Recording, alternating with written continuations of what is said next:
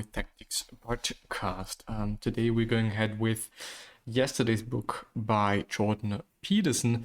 As funny as it is, I have been listening to Jordan while I was learning for a test or exam or whatever that I'm going to have in 3 hours, and I felt a bit stuck with learning or studying, so I decided to do something different. Because in the end, why would I waste my time learning like at 50% or something? I haven't slept that much, which probably was not a good decision. So I thought, well, I also need to get done the podcast. I also need to get done just, some other things. Why wouldn't I do that? But yeah, let's see Peterson, how I can find that. I think that I'm gonna go ahead with the book from the back to the front, maybe. Maps of Meaning, yeah, definitely maps. Interesting. Maps of Meaning. I think that this was actually his first book. I do not really remember, but I do have some sort of a feeling.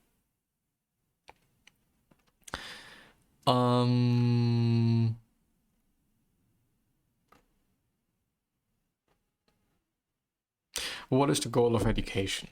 Most of us believe the goal of education and socialization are to produce a knowledgeable, productive adult.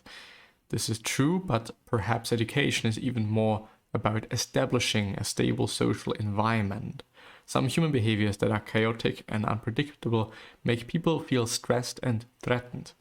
Other behaviors may only have negative consequences for society in the long term.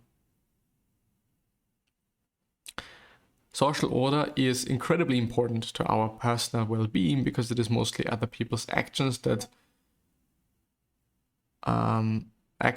may disturb us even more deeply. By being socialized, we are shielded also from our own inner mystery and chaos because we act in a predictable way towards other people. Oh, you don't even see it.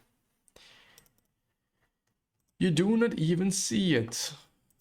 There we go. And I should probably also close WhatsApp in the meantime. Is this fine? Yes, it is. Funny. I don't know if you're always that predictable. I really don't. But yeah. We all carry around inside us a hierarchy of motivation, which is how we decide what to do and not to do. This hierarchy is shaped by social feedback. I think that I've already read that part. Maybe at least like the title here, the headline. And I think it is enough. The dark side is the tyrannical father, apparently. However, the great father also has a negative side. He can also become a tyrant, pursuing order to the point he suppresses any change and squashes the emergence of anything new. So in all human cultures, there's always the threat of the state becoming too controlling and tyrannical. In myths, this state of tyranny is often represented as a kingdom struck by drought, ruled by an old sick king who is prideful and blind to evil. There is an ever-present danger of human societies becoming totalitarian, taking socially enforced order too far and demanding from people total uniformity. All noble things and behaviors are suppressed, including art and ideas. Yeah, I have already read that, I remember. And I think, yes, this is probably also what is happening with dictatorship when, I guess you can also do it in a good way, or in at least in a better way, I would say, dictatorship. But, obviously, when you're being a tyrant and you're suppressing all the people, their thoughts, then it is just your thoughts that are there. But in the end, and, maybe just some hands that you're having, some very close people that you also think are worthy listening to or worth being listened to. And but in the end, I think that the amount of opinions, of course, you cannot listen to everyone and you cannot talk to everyone. It's probably physically impossible on one hand, and it is also not worth doing, I would say, but the majority and the opinion of the majority of people might be worth listening to in the context of, well, there probably are some really good ideas outside there that you can use. And period. Of course, there is legislation and there should be rules, and not everything is possible. But, in the end, I'm just having a set amount of ideas. I have my worldview, and, regarding certain things, my worldview might not be as efficient or as good as someone else's worldview or way of approaching things. But yeah.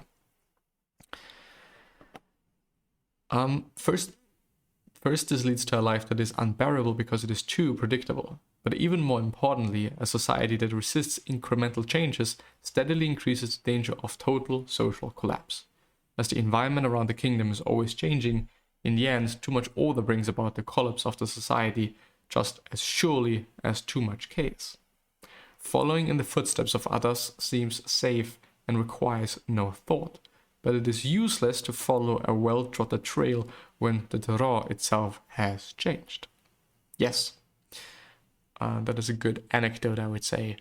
Sometimes things have to change, and, also to become easier. I mean, when I'm having a certain path, and the certain path is just, following this terrain that, maybe once was covered by mountains, and so there's just, this one mountain, and this fucking trail goes over this singular fucking mountain that is still there in this landscape, instead of, just going around it, because, this would be a better trail. This would be a more efficient and probably also faster way to get to wherever we want to get to. So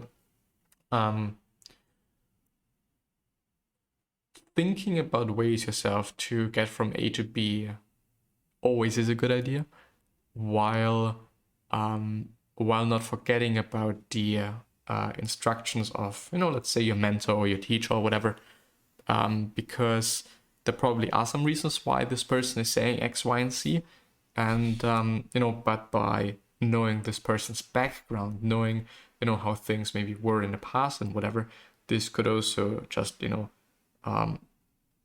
show you certain things and show you certain insights into this decision making, and on one hand validate that this is a good idea, that this makes sense to do, and on the other hand, just really show you that you could do it in a different way better and way faster. Initiation rituals and adolescence group memberships. Let's pay some special attention to a very useful tool of socialization that is unfortunately being forgotten: the rite of initiation between childhood and adulthood. In the past, most cultures had a clear initiation ritual, especially for men. These rituals may be more essential for men because they are more aggressive than women, and their development seems more easily led down anti-social roads.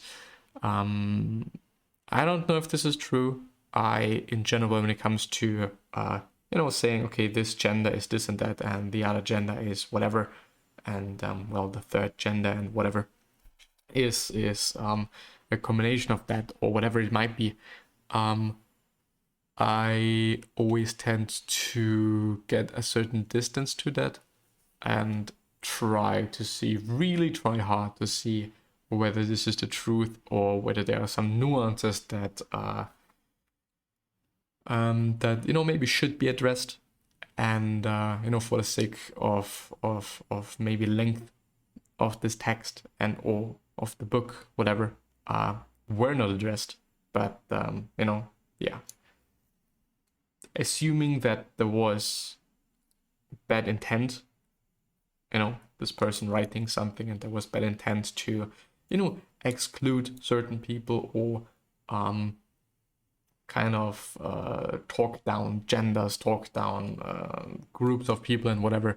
I don't know, this thought is definitely not serving us, nor is it serving me as person that is going through texts. So it might be a better way for me to assume, okay, there was not enough time or not enough space or whatever.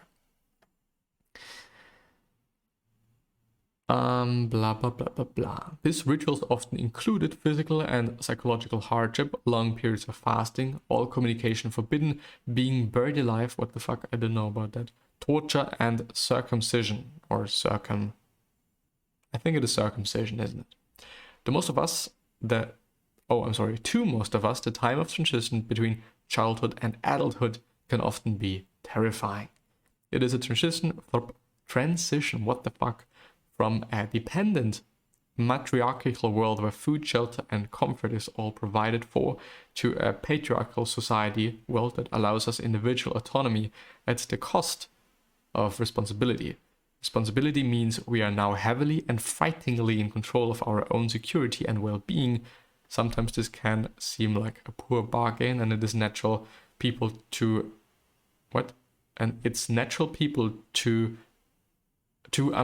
at times resist this change. Having a rite of initiation was very useful to mark a clear demarcation between childhood and adulthood and at least bring some clarity to this scary transition. I mean, this transition and or the state of being in may solely or may partly be so bad and so difficult for so many people because we have not been guided enough, we have not been taught enough, what it is, let's call them techniques, insights into what the world is all about. But it may also be I don't really believe that your mother is like, okay, now you're an adult, just go away and then get your shit together. This is hopefully very seldomly the case, at least in my culture and where I'm living. This is not really the case, and there is always going to be like, your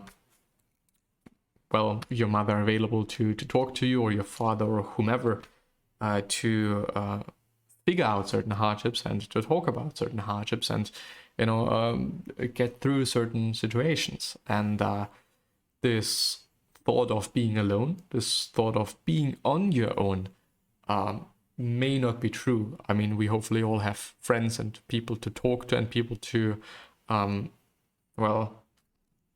get help from, whether it is physically or mentally. So the majority of our childhood upbringing can be seen as a preparation for the remorseless demands of the adult world, which I think is the case. These demands are not something we could ever meet on our own, just as an abandoned child is overwhelmed by the unknown and cannot survive. Yet it is not just our parents and our elders who prepare us for the social world. It is also education, I would say, among other things. People. In teenage years, we become socialized by the groups we join. Once we reach the stage of adolescence, we are as much, if not more, socialized by the groups we join. Adolescent group memberships can be seen as a middle step, allowing us to feel protected within a group while moving towards being part of the adult world. In modern Western societies, this seems to resemble the post-secondary education, where people are far more independent than just a couple of years ago, but not yet fully adults, often being supported by loans and or family generosity. At the same time, they find their place in the adult world through friendships with peer or the same age, pursuing similar goals. Yeah, I think this is the stage where I'm in. I definitely get help from my parents financially, even though I'm working. But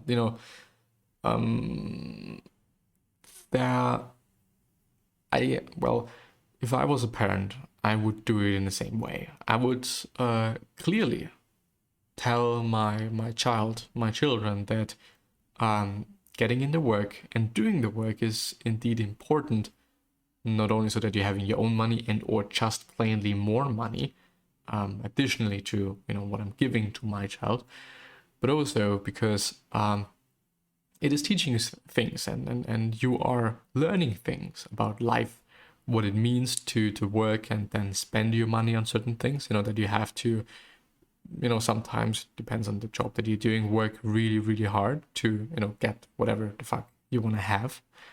And I think that is important. It is important to get to know by yourself, and yeah.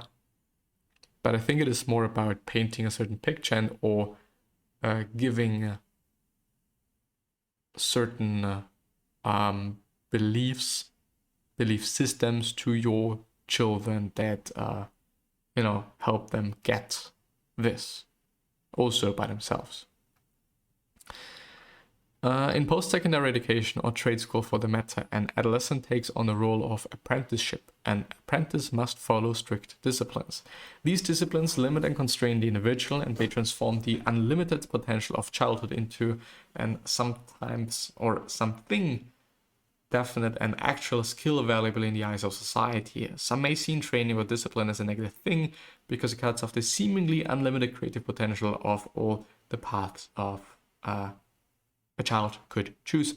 For example, a child who decides to spend hours each day practicing piano will probably not have time to master other possibilities or talents they have, like math or painting.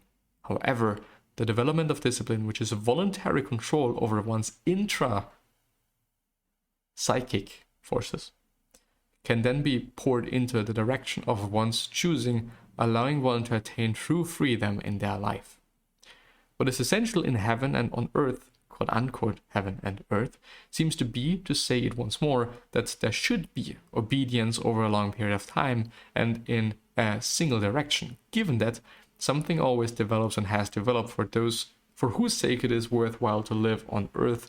For example, virtue, art, music, dance, reason, spirituality, something transfiguring, subtle, mad, and divine.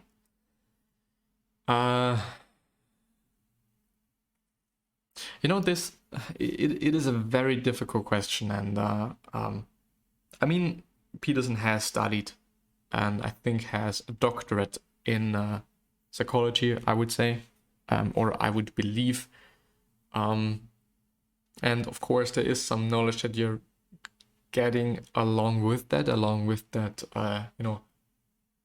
tremendous span of time that you're spending on a singular subject. Singular may be it probably is many different areas, but one group of areas of so tremendously many groups of areas that you could be studying, and he definitely has some knowledge, I would say. But I don't know if you let kids, so to speak, to be precise, do whatever they want to do, would actually be really interesting to see what is going to happen. I mean, there's osmosis, like, I'm watching my parents and see what they're doing, and so I'm probably also going to do the same and think that, this is what life is all about. I also genetically having certain values and worldviews that I'm receiving from my parents, and these also play into who I am and who I am growing up to be. But yeah, it is difficult to say. It's difficult to say whether we need this periods of discipline and being led by somebody that is clearly more knowledgeable and further in this game called life. But would be interesting just to see, what would happen if this was not done. If this is gonna happen, I don't really know. I'm not gonna do this with my children. I think that